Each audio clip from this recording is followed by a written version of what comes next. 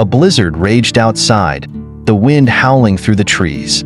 Snow piled against the windows, and everything was cloaked in a harsh, icy white.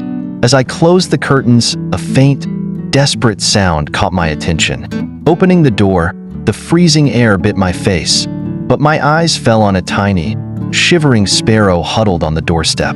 Its feathers were matted with snow, and its tiny body trembled violently.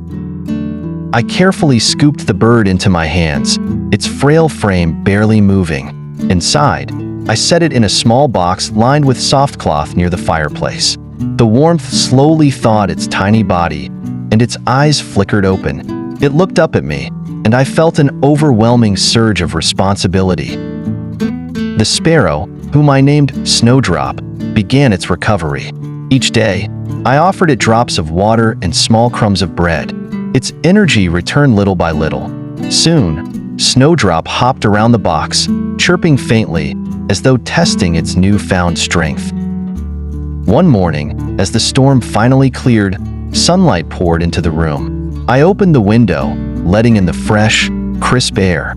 Snowdrop fluttered its wings and hesitated, looking back at me as if uncertain. I whispered, "You're free now."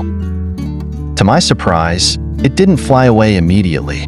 It hopped onto my hand, chirped softly, and then soared into the clear blue sky. My heart ached with a bittersweet mixture of pride and sadness.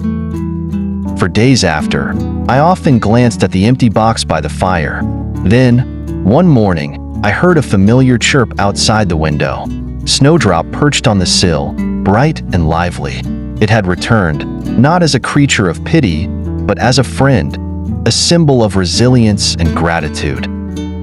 From that day forward, Snowdrop visited regularly, reminding me that even the smallest lives are worth saving, and that kindness, no matter how simple, can transform a life.